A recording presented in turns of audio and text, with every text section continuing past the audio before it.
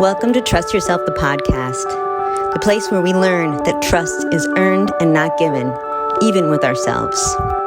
I'm your host, Betsy LaFay, and it's an honor to interview people from all walks of life. We get to discuss exactly how they learned to trust this subtle inner voice. They share stories of when they trusted their inner voice despite what logic and other people said. They also share stories of when they doubted themselves, taking the road that was against what their inner voice said and what happened as a result. I'm extraordinarily glad that you're here. Stick around. Wow. Wow.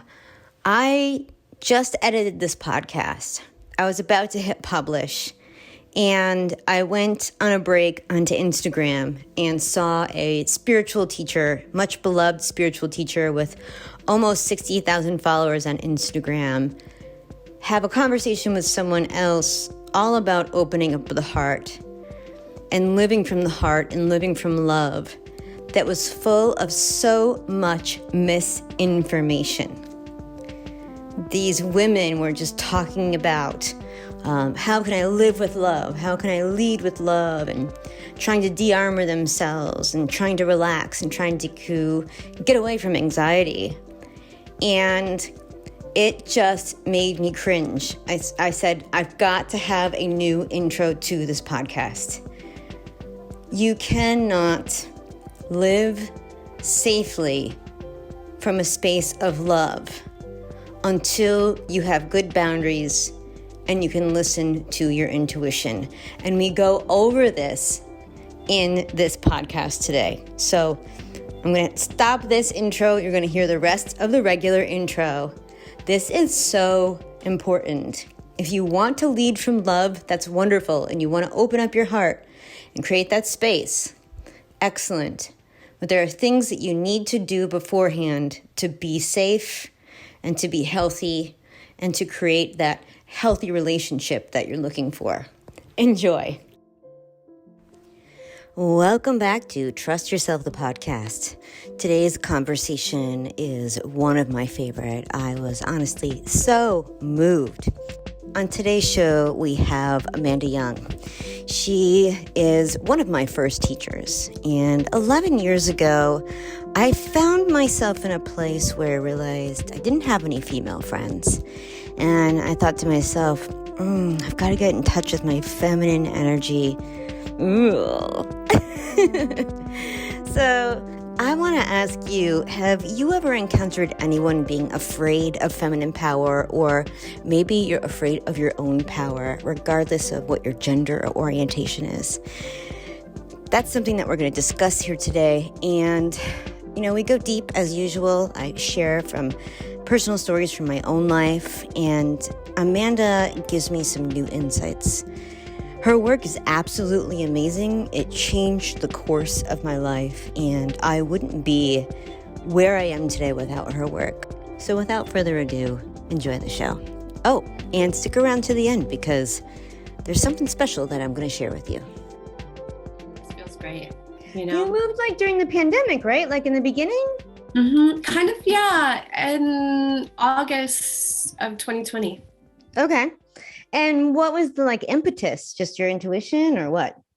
Just trusted a call because it was completely out of the blue in my mind that I would ever live in Texas because I was a coast, I lived in New York, I lived in LA, and I was just kind of in a moment of being open to exploration. And I came out here to visit a friend who was actually about an hour outside of Austin on a property. It was 30 acres. That is a yoga retreat center with this pyramid on it. This cedar pyramid, that's amazing. It's like a vortex. And I just followed instincts, intuition when that brought me down in the first place to just visit this friend on a whim. And while I was there, I just got the clear message that I was meant to spend more time on that land, more time in that pyramid, and relocate to Texas. And so from I was there for 10 days, I think on maybe day 8, I just picked up and I called my landlord in LA and I gave him, my 30-day notice and drove back and packed up. So, Wow. And never looked back.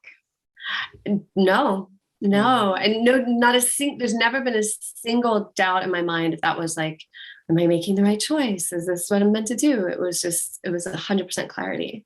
Wow. That's amazing. Well, that's a great way to start off.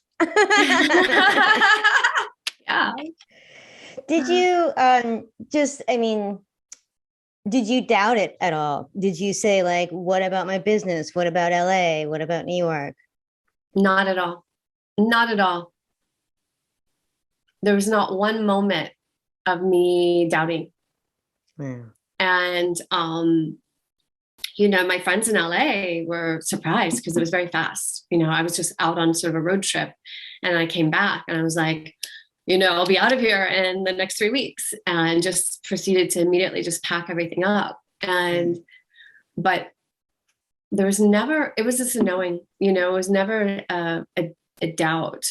I didn't have any, there was also no fear about it at the time because I also know that we're free. So it's like, I don't know, if I get there and it's not feeling good, then I'll go somewhere else. Mm-hmm. But it was a sense of utter surety, and things I can't describe. Like even when I went back for Thanksgiving 2020, back to LA to visit friends, and then I was driving back. As soon as I got into a certain part of Texas, I just started to cry because I felt like I was home. It's like this, you can, I don't, and I didn't know, it wasn't like, there's no logical reason. It wasn't like, it was just a feeling. That's amazing. I mean, so appropriate for this show, to be honest. You are someone who I call a friend, a colleague, and a former teacher. I mean, that's how we met. Honestly, you were one of my first teachers. And I was just explaining to someone this morning, the way that I got to your work is I am doing and still was doing psychic medium readings. And I know that every reading that I give is a reflection of me. And so if I am giving the same repeated reading for too long, then I'm like, oh, time for me to change because I'm sick of hearing the same message over and over again. And the message in the readings were repeatedly these women who only had guy friends, had no girlfriends, platonic girlfriends, and they were completely not in their bodies, not connected to their bodies at all.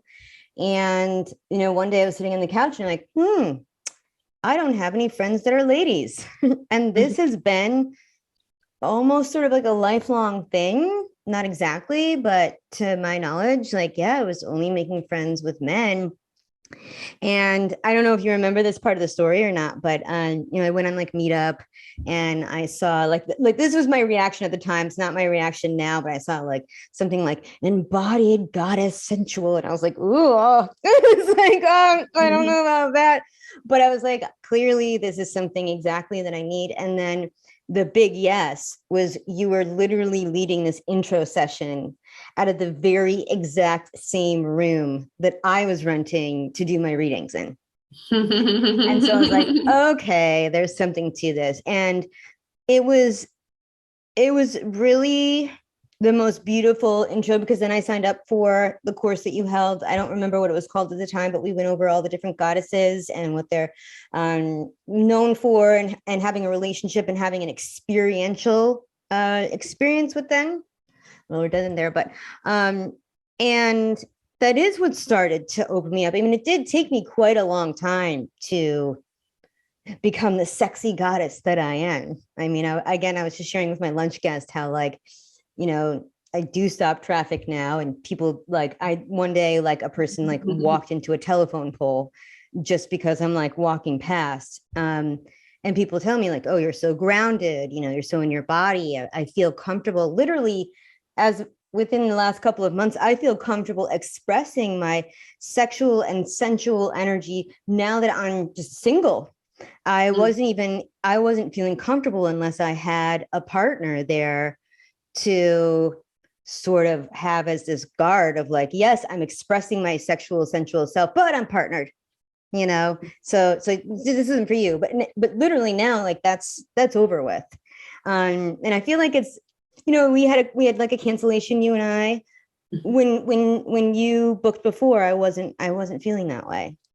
Mm-hmm. So I Mm-hmm. feel like, it's definitely like an appropriate synchronization, almost graduation, that you and I are meeting in this way.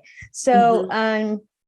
thank you for that. Thank you for a lot of times when I look back in my spiritual journey and my embodiment journey and my journey of becoming more feminine as a choice, as a queer pansexual person, I found that the people that I've first encountered and the intros that I've encountered were perfect for me in that moment. That, I didn't come to your intro and all of a sudden, we're using scarves and doing belly dancing and, oming and putting oils Mm-hmm. all over our bodies, because I would love to do that now.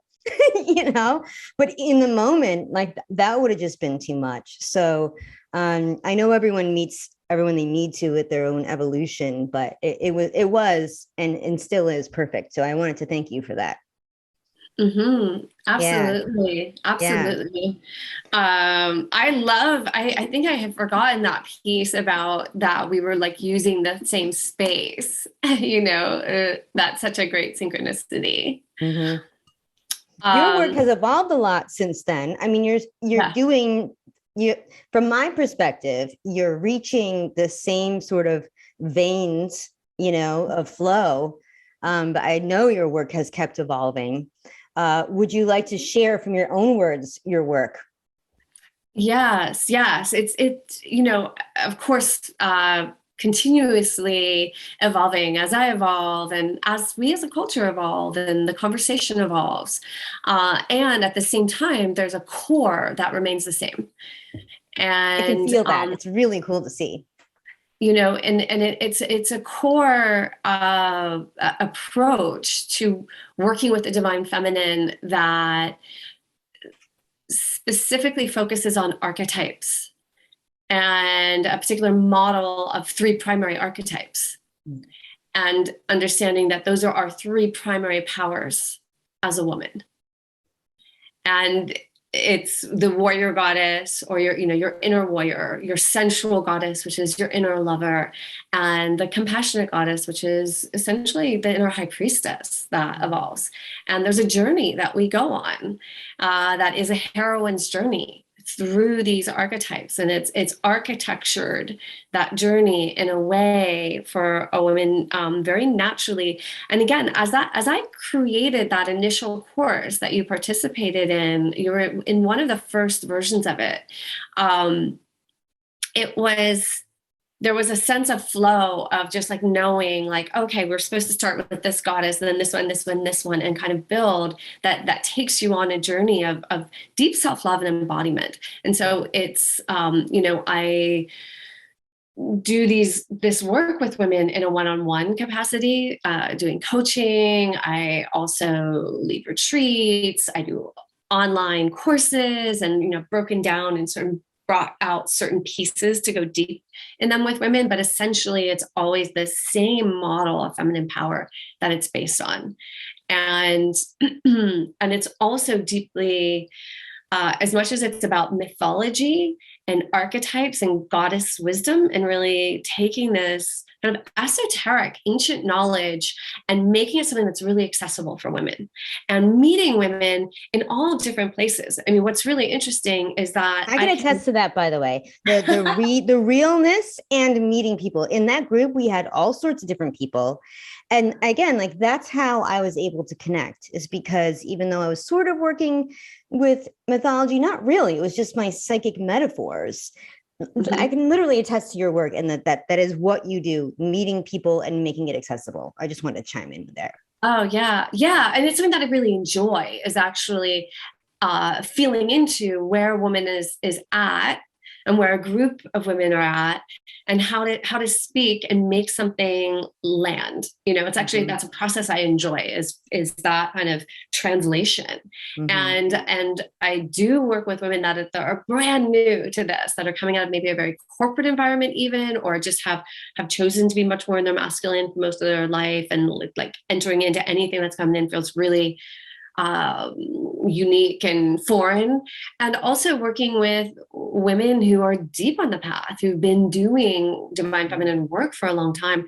And now a lot of what I do is mentor those women in sort of, I would say in some cases, certain aspects of just their continuing growth with it, but often now also in how they're bringing it into the world. It's kind of like another level of working with women who are meant to be coaches in this way. And the one thing I want to say just about the work itself as well is that it's embodiment too. So it's these archetypes, it's mythology, and it's where we find that, where it's mapped out in our body. And that's one of the things that I find that's so exciting and that makes it very accessible, is that it's actually like there's a mythological landscape in our own bodies. And it's a matter of like these models that I work with, or this map of the feminine powers, helps you to kind of have a compass to move through them and understand them and have a language to work with it. But it's something that's universal to every woman. And that's the thing about mythology and archetypes that's so exciting too, is that it's something that comes from the universal psychic landscape. Right. So it's something that we all have access to. So I always feel like it's an act of remembering something and really being given permission to remember something that you deeply know in your core. It's like something that you always knew, but was kind of wiped away and forgotten by how you were socialized. Yeah. So that's where I feel like it is accessible to every woman, because you already know it on some level. Do you feel me being like, oh my gosh, she's feeding me right now? I mean, not only I really, really resonate with landscapes, maps, compasses inside. Yes. And making it practical. And of course, intuition, it's embodied wisdom, right? It's in the body. Yes. I just think it's amazing. And you speak so well to it. I just want to say that, like, it's nourishing. It's music. It's nutrients to hear you speak about it.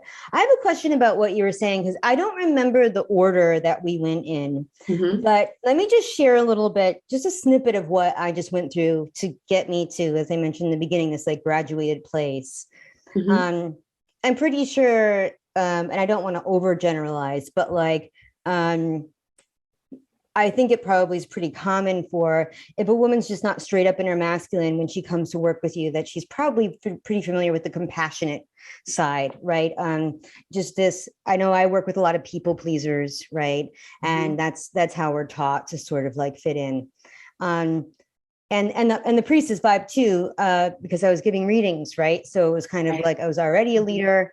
All of that, and being praised for a leader. I mean, that's not everyone, but that's sometimes what we get. It's interesting because I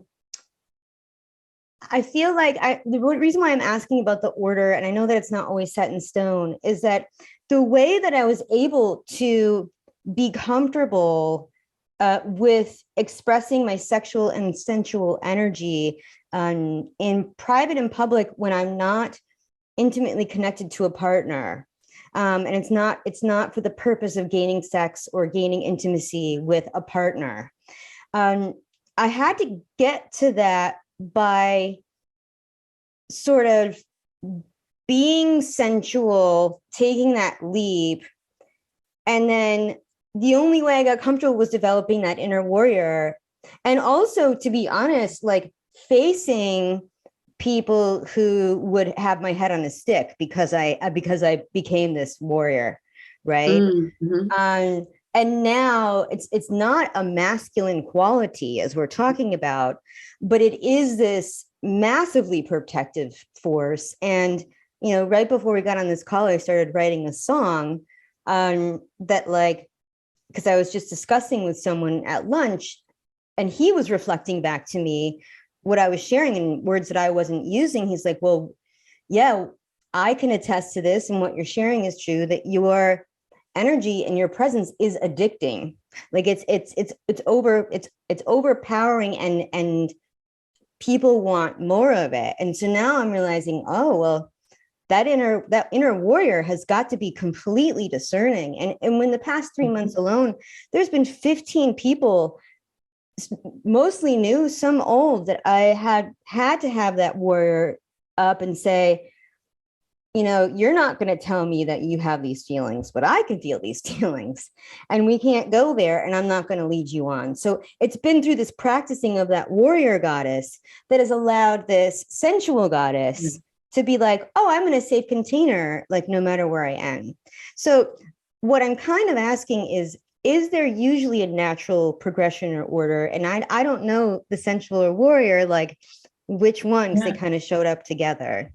Yeah. Well, what you're speaking to is how interwoven they are. Yeah. So, of course, like it's sort of like our body, like when you're a dancer and you learn, what do they call it? Sort of like you'll do head things or hand things, like you learn how to isolations, right? So you isolate certain parts, so you can get familiar with that. But of course, like the hand's related to the arm, and the arm is related to the shoulder, and that's related to the neck and the head.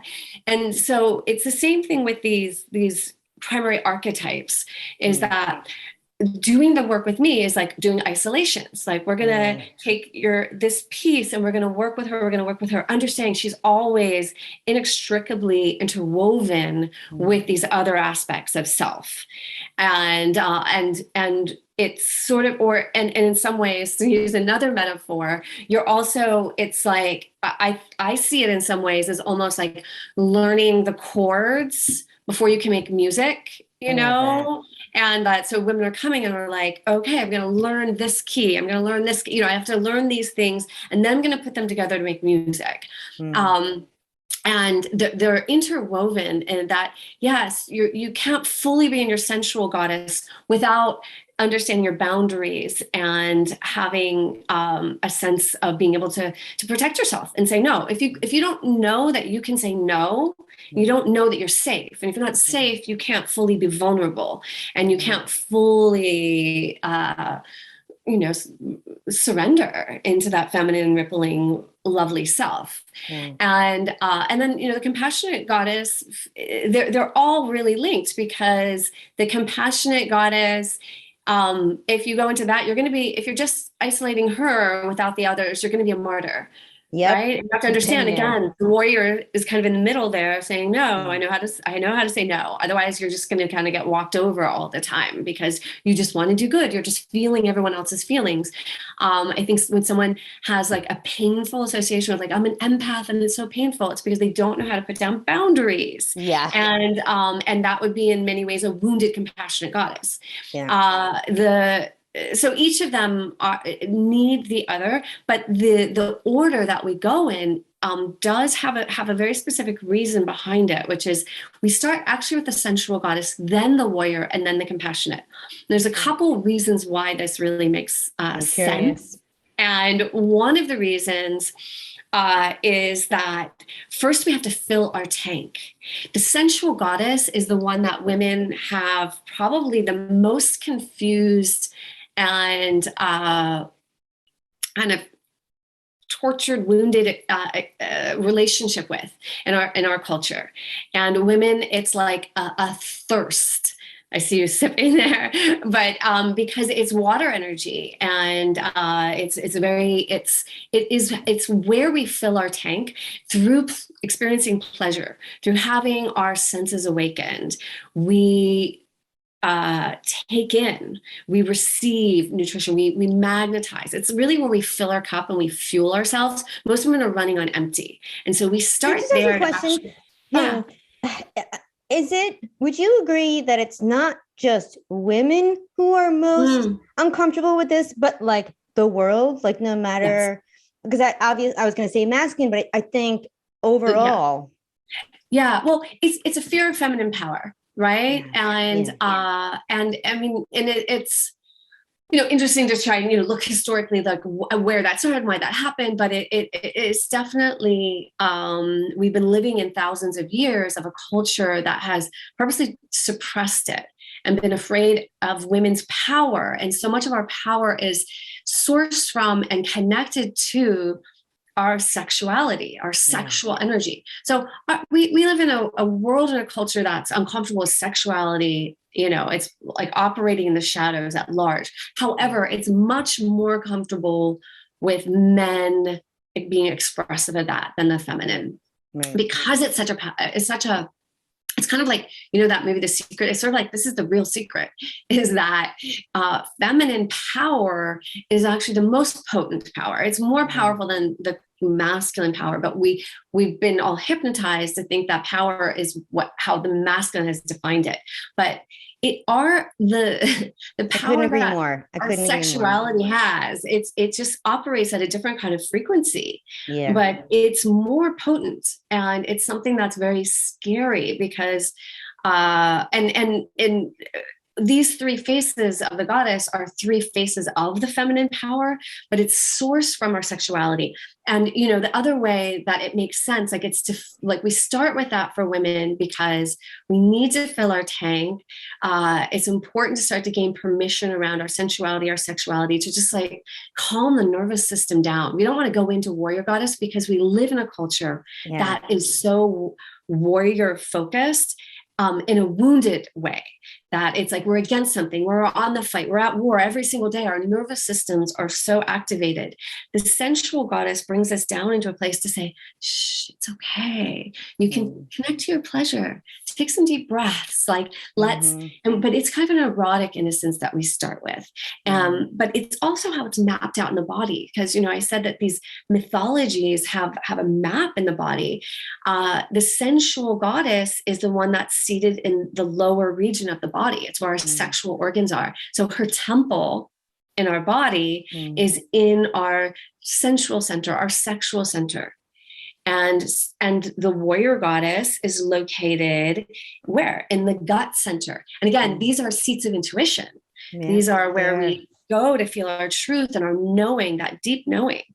And when we move upwards, we start with the sensual goddess because that's the lowest down. Then we move up, and then the warrior goddess is that gut knowing, that gut instinct. Together, the sensual and the warrior goddess really form they alchemize and form the energetics of the womb space.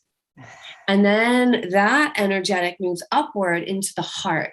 And that heart is where the compassionate goddess and the high priestess resides. And that energy, again, is a seat of intuition. Follow your heart, listen to your gut. The only one we don't hear in our vernacular is listen to your pussy, but the other one, well, now we're starting to hear it. But I would say when we were in this conversation and and for the most part, that's not something, even though we would say that the parallel for men, you hear that all the time. Right. Thinks with his dick. Yeah. You never heard growing up, like, oh, she thinks with her pussy, that girl. Thinking with her pussy, running around. We never heard that. Until now. Now we're going to start hearing that more. Yeah. But it's an energetic pathway that moves up to have us be able to truly sit in a heart that's really open but supported. Yeah. Because when we try and go from the head to the heart without actually rooting down here first, our heart's not supported. Yeah. And I think that's the piece that is so important. It was a really important piece for me. And I can imagine for you as well, because I'm like about to cry. I was very activated up here as you were, right? It's like that, kind of having like the upper chakras, like kind of like so open to receiving, but it's that grounding that we need sometimes. Well, you're totally right that, up until very recently, it was my full-time job to be grounded. And I say up until recently because I don't need to make it my full-time job anymore. I'm here and I feel great being able to say that. But what's bringing me to tears is, I see this through my Catholic upbringing, which I think is a mirror, even if people weren't raised in organized religion. It may or may not be more extreme with Catholicism, but recently, we don't need to get into it much, but I'm an open book. It's just off topic. I got ejected from my biological family. And what was leading up to this over the years, what allowed me to leave peacefully, I left peacefully, they didn't leave peacefully, was I realized, the best holidays that I ever had with them were ones that I completely removed myself and only channeled Mother Mary and Kuan Yin. I literally was gone. And I was only this compassionate person. I didn't take anything personally. It was not me at all. And towards the end of these relationships, I realized, I was like, wait a minute, like the only way that they love me is if I'm not there. Like I literally was not there. And I was celebrating. I was like, oh, best Christmas ever. All I had to do was not be there. And that's why I was like, because the programming from it wasn't just religion, but all of the programming was only be in your open heart. Do not have good boundaries and trust your gut.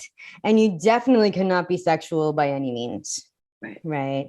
So the fact that, and I think that's also, our culture, which is, people please, say yes, be nice, and then definitely like don't move your hips, don't experience pleasure.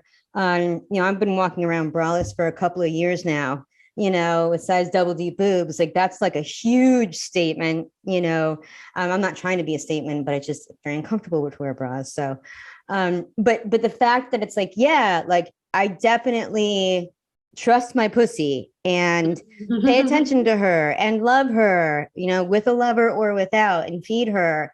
And the gut thing, like, heck, like, I know that I've 100% predicted the sex of a child even before they were conceived for 15 years, even when doctors said both parents were completely not able to conceive. So I'm taking all of that. And now I'm like, right, now I can open up this heart with love. I just went through this experience where I just went full throttle in, and my gut and all of the signs were saying yes, yes, yes, yes, yes. And I have no regrets, no regrets at all. And there was a lot of healing that occurred in this relationship. It was really great.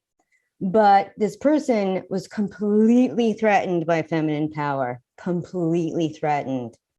Now, I'm just going to share this with you because it's like I'm a little bit in it now, and it's so Twilight Zone. We broke up a week ago today, okay?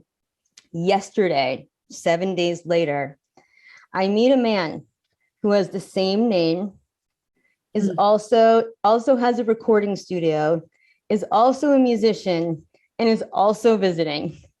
And we've been on like 3 dates. But I'll say my credit as the graduation, we had a wonderful talk. He's a great listener, great reflective listener. And I said, I can't even make out with you. You don't live here.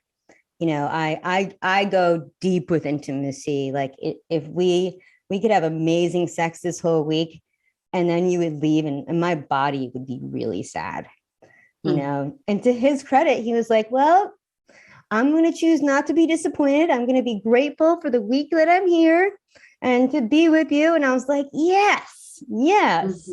So I just wanted to share that. Like, so Twilight Zone, same name, same, all these things for a living.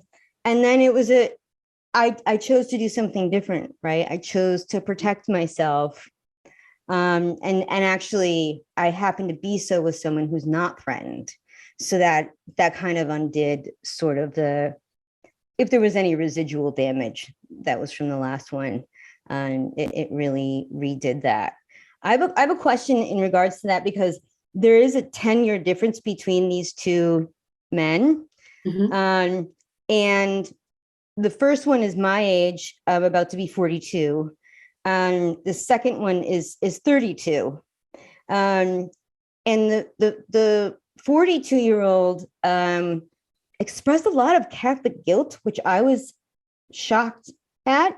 I mean, I was respectful and patient, you know, but I just thought, well, that's really odd. I don't know anyone who is working on themselves and is conscious who really feels that much guilt. I mean, I know there are people out there. I'm not disrespecting it, but it was surprising to be in my sphere. Mm-hmm. Have you noticed a difference between somebody who's in their 50s, someone who's in their 40s, someone who's in their 30s, and their ability to take this in and their ability to masculine, feminine, no matter where they are on the spectrum, to respect and crave the powerful feminine? Because I didn't expect him to have that answer. I didn't expect him to reflectively listen. You know, I didn't even say like, hey, I'm looking for something more long-term, so therefore we're not going to make out. He literally reflectively listened to that and reflected it back to me. Whereas the other one was, you know, intolerable to say the least. So have you noticed a difference with the ages? Yeah, well, it's so interesting. There's so many things I want to respond to in what you just shared because it's all so fascinating.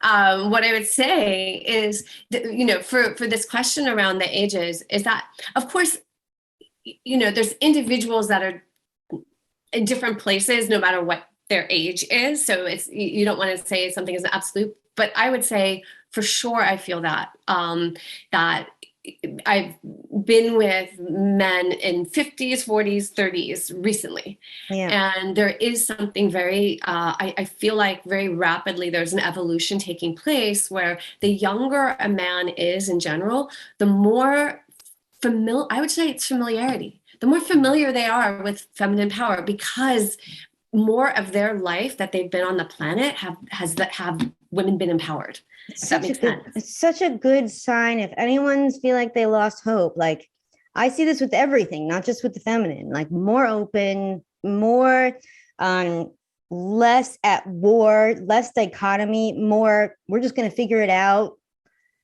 Yeah, go ahead. Yeah. And, you know, and I think the thing that, I mean, it's just interesting to think about the, like the Catholic, like I'm in the Twilight Zone. It feels kind of like the Catholic piece too. I mean, you said your family is very Catholic, so it feels like there was something going on for you around like removing yourself from that energetic, and then the universe being like, well, here you go, here's another one, what are you gonna do with this, you know, for you to like be able to maybe perhaps like strengthen your ability, or just like get really, it feels like you're just getting really solid at like, yeah, I'm done with that. Well, to your point, let me say, while I was going through this, because it caught me for a loop, we were both caught up in the wonderful chemistry, and I did not know that he basically thought I was crazy for talking to dead people. Okay. And what else I do. But while this was happening and my gut was feeling something was off because he wasn't telling me, he was just gaslighting me. And that's very hard to discern. I was pulling goddess cards, and I did not know that there were so many goddess cards of women who are Catholic, who were popes, who were saints, who were burned at the stake. I mean, over and over and over, different cards every single time. And every single time it was, this woman was Catholic. She still went ahead with it. She was burned at the stake. And I'm like, okay, just burn me at the stake. I don't care. I'm not going to say his name. I don't care. Just burn. I know who I am. And that was the repeated message. I don't remember most of their names because I wasn't so familiar with them, but one of them, she like wrote this famous book about God is love. That was her whole message. God is love. That was it. She wrote this book. Not only were females all into it, but it was like widely disseminated. And then the Catholic Church was like, that's completely wrong. That's false. We cannot disseminate that information. And they like killed her publicly, you know? And I'm just like, you can try to burn me at the stake. You can try to give me Freudisms and weird things that you're trying to do and assert your degrees on me. But I'm love, and I know that I'm love. And I do believe exactly what you said. There was sort of like that. That's the last, you know, I like to say Sometimes, when you feel like you've learned the lesson and it comes back around, it's like the hero at the end of like the action story, and you're like, yeah. And then it's like the credits are about to roll, but then that like one last arm is like, and you're like, oh, there's another sequel coming. They left it open for that. It's like there isn't one more of those. It's like it's done. Yeah, I agree with that. Yeah. I want to share one thing that's really interesting about these compassionate goddesses. So, Mother Mary in the West is our expression of that. And then you mentioned Kuan Yin, like saying when you would go and be with your family that you would just channel Kuan Yin or Mother Mary. And Kuan Yin is very much like an equivalent kind of frequency in the East. And they both are very much associated with the sky, kind of like seeing, like sort of being up there, very, virginal, pure, descending this like love down from the heavens. I was just talking about this with one of my clients this past week. One of my favorite things about Kuan Yin that's not well known and not talked about that often is the dragon. She rides a dragon. I have a dragon. Yes. Well, many, many images of her traditionally show her standing, like all in her pure white robes and holding her nectar of compassion and everything. But she's standing on top of a dragon who's going through the water. And the reason for that, I remember when I first came across that, I got really curious. I was trying to do a little research. And the first thing I came across said that she tamed the dragon. And it didn't feel correct to me. And I looked into more and I was like, well, what's the actual story? There's a story. And what the story is that there was a family of dragons and some humans took like the child dragon or a dragon away and it caught it in a net and had captured it. And she went to free the dragon. And when she's riding that dragon back home to his family. And I feel like just that alone is such a beautiful story about how humans want to trap the dragon, the baby dragon, want to trap it. And she's freeing it. And but this image that she's riding on top of it, because we understand that these goddesses are, it's the heart energetic and kind of from here up. But what's happening down here, it's like it's kind of like if you almost imagine the lower part of her body being a dragon, and that she's not at war with the dragon, she's not thinking anything's wrong with it, she's totally at peace and loving that dragon, protecting that dragon. And the dragon energy is all that energy that's down there. It's womb energy, it's warrior goddess, it's the fire and the water energy. Warrior goddess energy, those are all connected to fire. Sensual goddesses are water energy, and it's that blend of those two energies that creates that snake and that dragon that's within us as women, that wild feminine creature. And that story in and of itself can be so healing, because we're taught by our culture, by the Catholic Church and modern day interpretations of Christianity and modern day interpretations in the East of how they even talk about this. Like, she tamed that dragon, which is not the story. We're taught that they're separate, that they're against each other, like our sexuality, our wildness. And you have to choose who you're going to be, or they're at war with each other. And it's like piecing them together. And I actually feel like that's what this work is about, of divine feminine power. It's bringing these energies from the lower and the higher together within us, letting us really be a kind of like lightning rod of all of that energy, but that's rooted and grounded. And it's a lot of power. And as far as, a partner is concerned, whether, it's another woman or it's a man, there's an evolution of that self that wants to happen in order to be able to hold and contain that. And a really big part that I like to speak about as well with the sort of awakening of the divine feminine is also the corresponding real appreciation of the divine masculine that goes with it. So that's not like we're just these wild, like we are, that's right? Big. We can be these wild, chaotic women, but that's where the heart piece is actually important, because sometimes when women are talking about the divine feminine power, they're really like, and I would always say this, like if I was only teaching the warrior and the sensual goddess without the compassionate goddess, I would be very irresponsible, because I would be yeah, I would sort of be releasing women out there, like being able to access all of this power for toxic purposes and, Yeah. out of their wounds and like manipulation and that kind of thing. But when that energy continues to move up through the heart and she's guiding, then we can be that true compassionate goddess. Not like where we're just channeling something and we're kind of absent down there, but where we're in our ability to say no, and our power, and we're in our passion and our receptivity and sensuality and all of that. Like it's all still completely present, and we're able to really lead from love fully.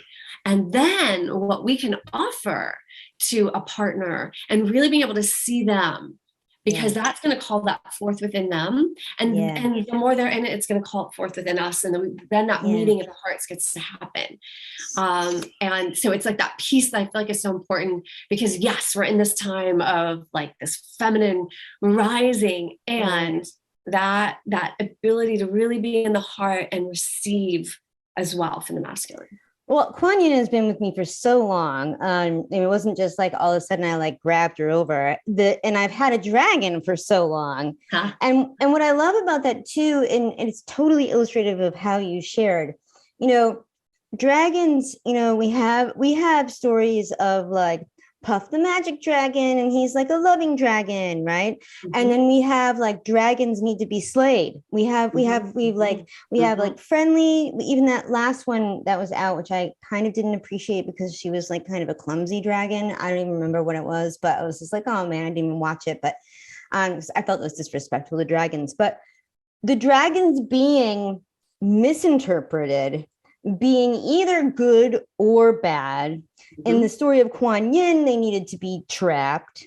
And Kuan Yin being like, you don't trap anything, people. Like, it doesn't matter even what this is. It deserves to go back home, right? And I feel like the dichotomy in the war and the right and the wrong is the programming and the fear. So like when I go back to that, the first one who had all those things, it's really interesting because his reflection back to me was that he saw two different Betsy's. And even when I was expressing more of the warrior side, I still did it like literally with the formula of nonviolent communication and compassion. I still put in, these are all the things that I love and appreciate about you, and specifically this thing that I'm talking about. But when I feel because, and on top of that, I still love and respect all of these things about you. It's just when it's put in this one way, isolated from everything. Right. So it's interesting that his tactic, which didn't work, was to slice those things apart and to say there is no connection. In fact, you cannot be all of these things. And because you are all of these things, I am demonizing you and I'm calling you crazy. And I'm, diagnosing you with these Freudian weird things. I mean, even just right now, I just got a pain in the heart because that does hurt. Not like to my core or anything. It doesn't change who I am, but it more shows the function of the societal programming that was coming through him, as opposed to the next one who wasn't really even raised with any religion and was able to repeat back, oh, okay, like you don't want to start something with me because I'm going away and you want something deeper. Well, yeah, that is exactly what I want, except I'll take a cuddle buddy for the week. Yeah. So it's very interesting. And especially like, I love that she isn't just this heart, she's everything. And with what you shared of the order, especially the map in the body, it only makes sense. You cannot be the archetype or the goddess as Kuan Yin empowered unless you have those lowers on lock. Because otherwise you're, as you said, you're not safe to express. That's so amazing. I'm so glad that you shared that. I would love to ask you the questions that we ask everybody on the show. Okay. Yes. So the first question is, how/when did you learn to trust your intuition? And a lot of people say they're still learning. I'm not saying you are, but how did that start? How did you learn to actually trust it? Yeah. Well, what I would say is, like, feeling into that question, I would say that I feel pretty connected to my intuition, like, on a daily basis. Like, that's kind of how I can feel that. roll these days. Like, Yeah. And the process of having that, like, becoming more comfortable with that was a process of embodiment, to be honest. For all the reasons we said, it was dropping in so I could actually feel what is my full fuck yes in my pussy, what is my, hell no, that's coming from my gut. What is my heart? Like, can I really feel what my heart is speaking to me? And when I feel when we're really embodied, then that intuition can come through. And so I would say that was a big part of it for me, because I can remember being younger and sometimes just really not knowing what my truth was, and that can still happen to any of us at any time when something really rocks us off, like something traumatic comes in, or we kind of get rocked off some center. But I can remember being younger and more consistently not really feeling what I knew, what I wanted, or what my truth was, and it was because it wasn't really in my body. Yeah. And I do teach the difference between the heart, the mind, and the gut, right? So they're all like that. People come to me in readings, especially, and they're like, oh, but my heart, and they mistake it for their gut. And they're like, my heart, why are this cards so wrong? Why was my intuition wrong? I'm like, well, you were listening to something else. You were not listening to the actual gut. Can you tell us about a time, perhaps when you were younger or older, it doesn't matter, when you didn't listen to your intuition, and maybe you did the opposite, or you just didn't act, and what happened as a consequence? Yeah. Well, feeling into that question, a couple instances came into mind, and one being more recent, where I would say that I was see, this is the thing where there can almost be like a little subtle nuance in here, which is that the intuition speaks to us and we still make decisions knowing, I see this thing, but I'm going to go ahead with it anyway. And then down the road, kind of going, oh yeah, I saw that. And I'm thinking of someone I was involved with last year. I saw something the very first instant we met in person, and then we got involved. And at the very end of it, I remember having a conversation and saying, for a moment, having a regret of going, I knew this. I saw this in the first minute. However, in retrospect, I don't regret any of it, because my soul actually knew that I was meant to go on that journey. And there's so much I received from that. So it's so like beautiful. A lot of it has to do with how you frame something, right? Yes, yes. That was not a mistake. I could have predicted that this would have happened, and I chose to go on the journey. I love that. I think that's beautiful. Just because you saw something, and I'd say you didn't say this, but ignored it, right, and went along with it anyway, doesn't mean that it was a mistake. And we'll never know if you didn't. I mean, I'm literally the professional psychic medium that heard the full phrase, if he's wearing all black, he's not for you, right before turning the corner and meeting him. And I decided to marry him. So, so I'm not perfect either. I also want to say, it's not the opposite, but it almost sort of seems like the other side, where so many times, I can't put a percentage, but I would even say like 50% of the time, just because of where our culture is, our intuition will ask us to do something that is in fact very disruptive. And so, I'll give you an example for one. It's a little weird, but it's a good one. I was staying at a friend's house, and I had just decided that all of my moon blood would go back into the earth. This is what I was called to do, as much as I could, because I had a little cup. And there wasn't access to the earth, but there was access to plants. And I was a novice at it, right? And so I poured it into one of the plants without asking. But my intuition literally told me to. And later on, he complained because apparently I was supposed to like water it down. So it had some effect on like the roots or whatever. But like, not only did he complain, but I mean, he like, like really cut me with his complaints. Right. Mm-hmm. Now, at the time when I was pouring it in, my intuition said to do it. And I was like, it's kind of like when you said that about your previous partner, I heard the Taylor Swift lyric, I knew you were trouble when you walked in, right? And it's like, totally. Yeah. So it's like, I was pouring it and I was like, I know this is trouble, but like intuition isn't troublesome in itself. It's just that everything's so fucked up. We have to fuck up the system. That's why intuition is counter logical, but it's not. It's just in our culture, it's counter logical. So one person can be like, if he's wearing all black, he's not for you, and then marry him, right? Or like my intuition is saying, stand up for the little guy here, and then I lose my job. Neither one is like a mistake, right. They just have their consequences. I just had to add that because there's no other disruptor. There's no other way to change the world because our world is run on logic and it's not working. So therefore we have to interrupt it. And therefore the people who are just stuck on logic are going to be freaking upset. Right.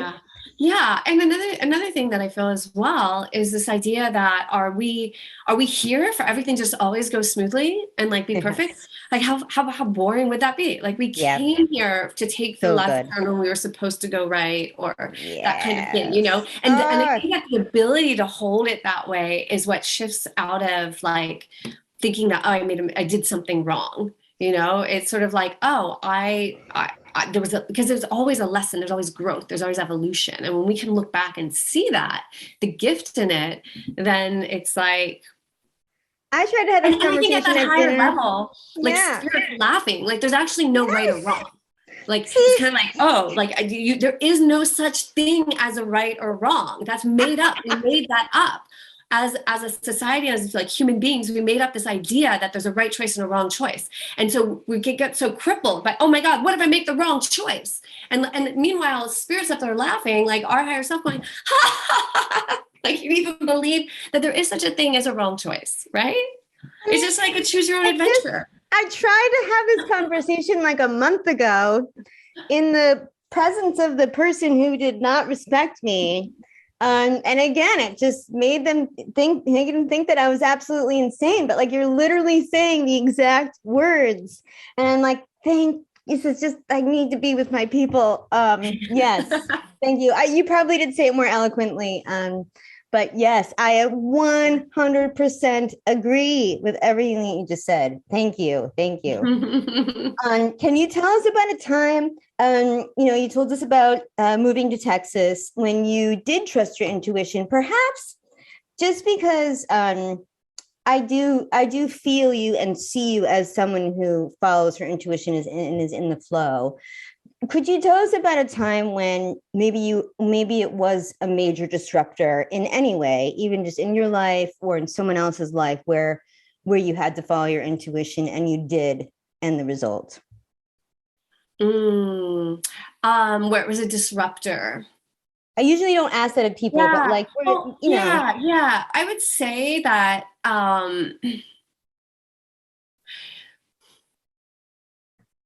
I feel like there's been many times, if I kind of look at, say, my career, that's been the case in the sense that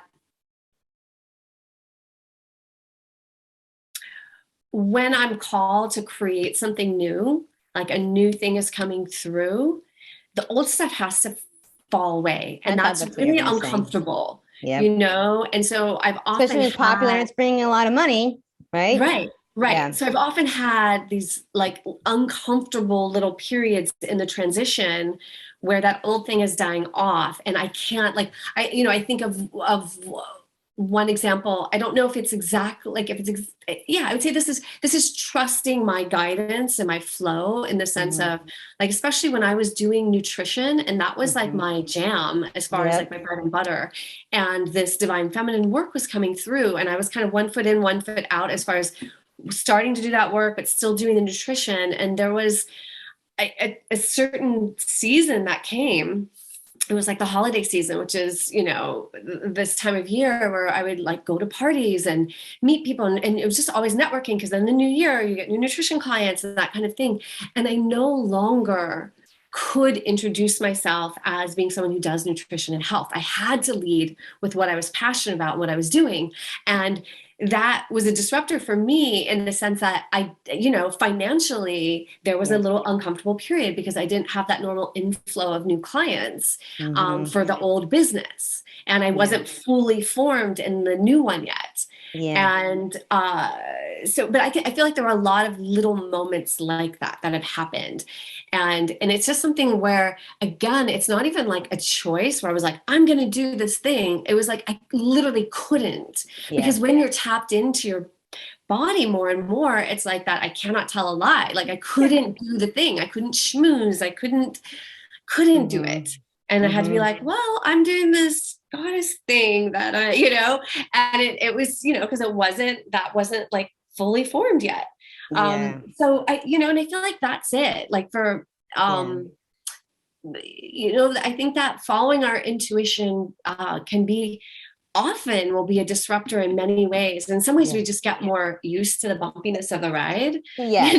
I'm like, Yes. okay, it's going to get a little uncomfortable here, because I'm going in this new direction, and it's going to offset, like, it's going to upset the familiar old paradigms, personally, Yes. Yes. or large, in a larger collective. You just answered, like, you're hitting on something.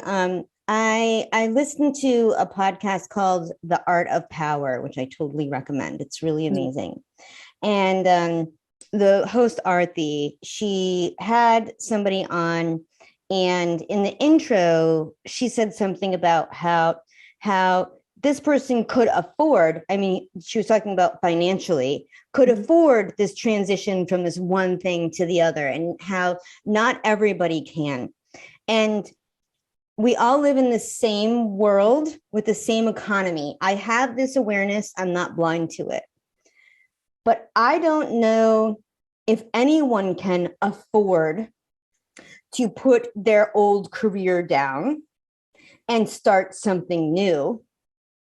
I think they have to face old paradigms internally and externally. I think that that's the uncomfortability around it, is like a lot of people don't try something new. It doesn't matter if it's like starting a new business or shifting. It could be taking a goddess class, right? The thing that stops people is they can't afford it time or money wise. When you just shared it, it doesn't have anything to do with that.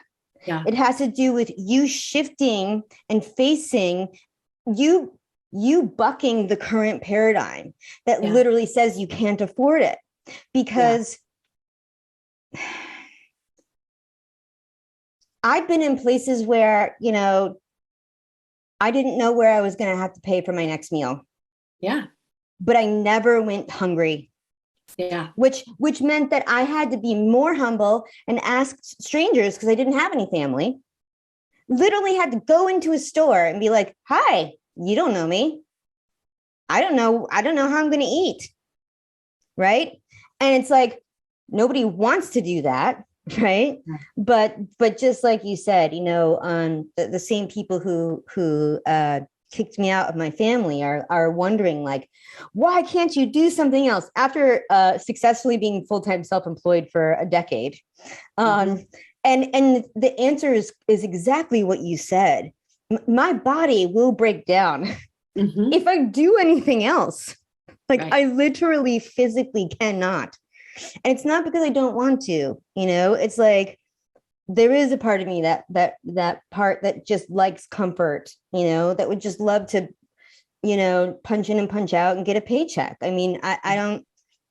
Carolyn Miss said it. She was talking to, if you haven't heard, I recommend it. She was talking to Clarice Pinkola Estes, Mm-hmm.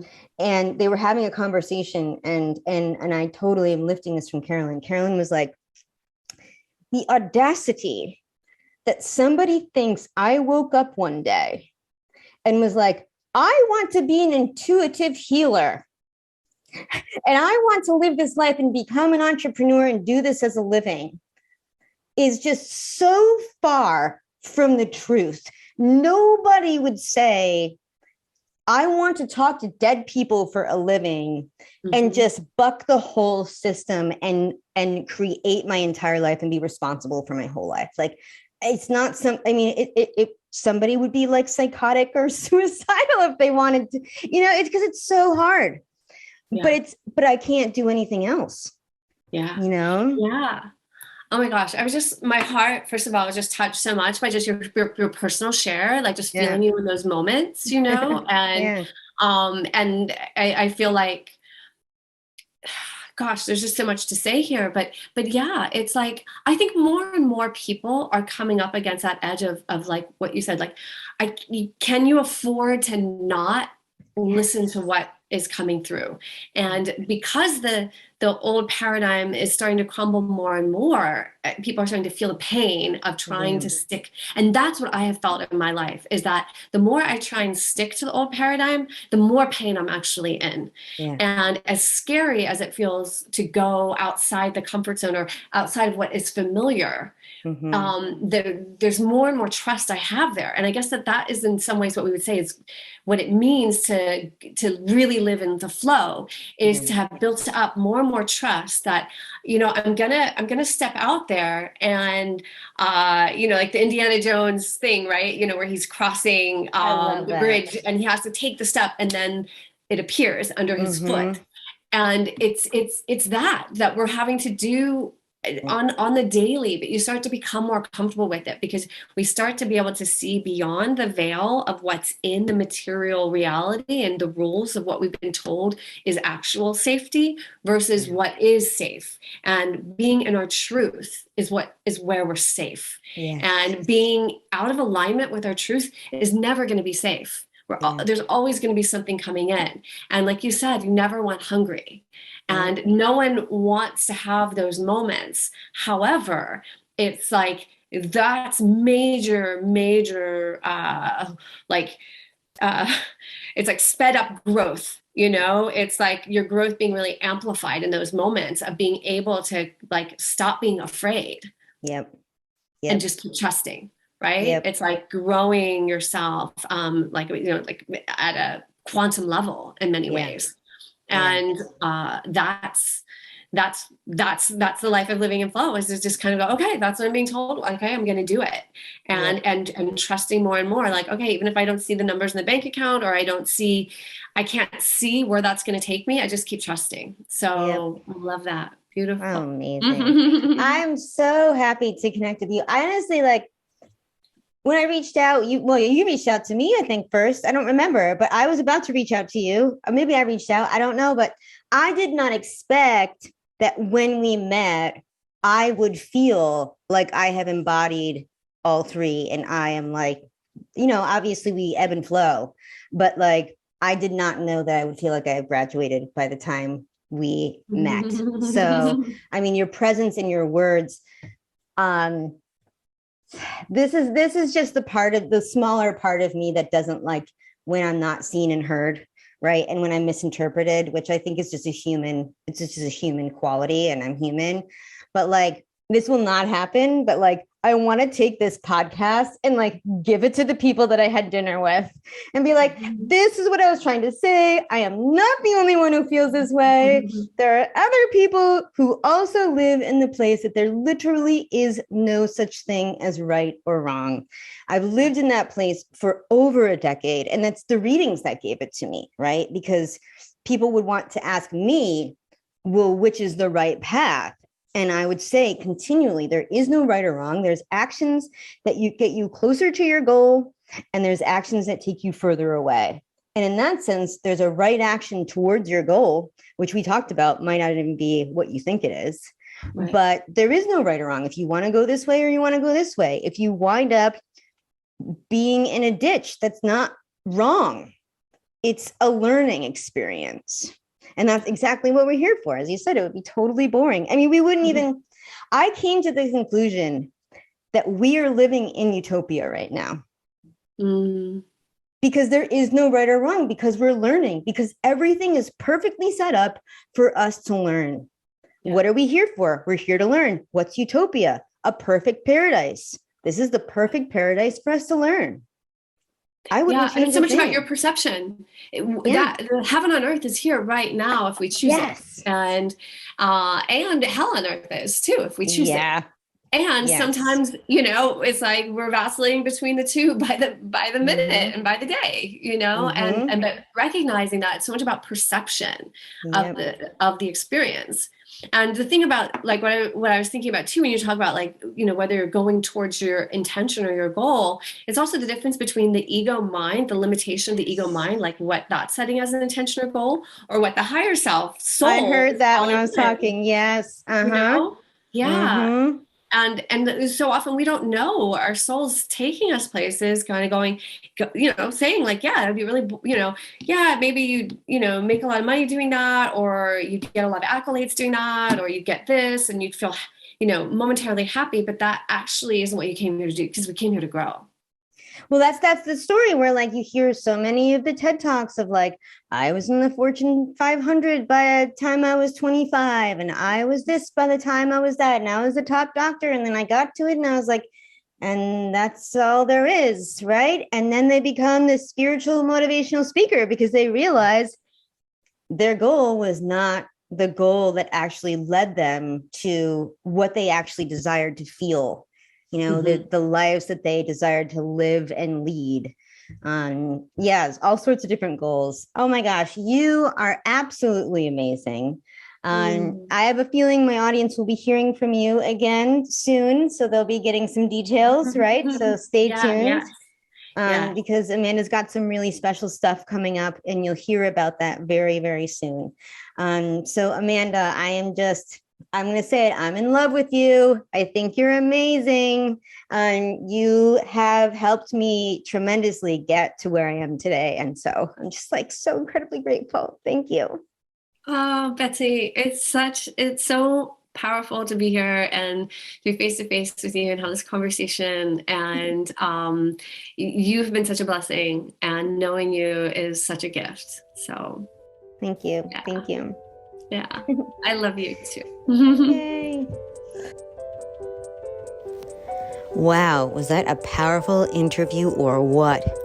I want to let you in on a little secret here that Amanda is beginning to teach the very course that changed my life forever. So if you're interested in checking out Amanda's work for free, she has this cool little mini program, I'll call it, that she's offering. Just check out the link in the show notes and you can join her free little mini program to get a taste of her work by clicking that link.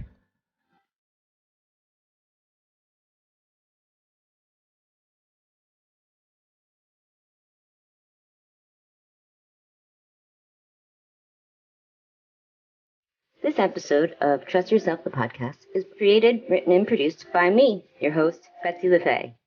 Music provided by the amazing and generous Ben Talmy. Thanks, Ben.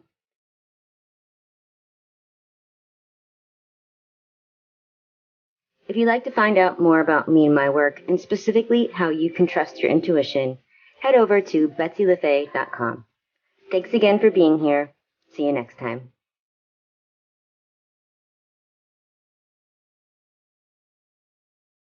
Oh yeah, and if you like the show, please subscribe and give us a review. It's one of the best ways to help us get the word out to other people like you. Of course, if you know anyone else that would find this podcast helpful, pass it along to them. Sharing is caring.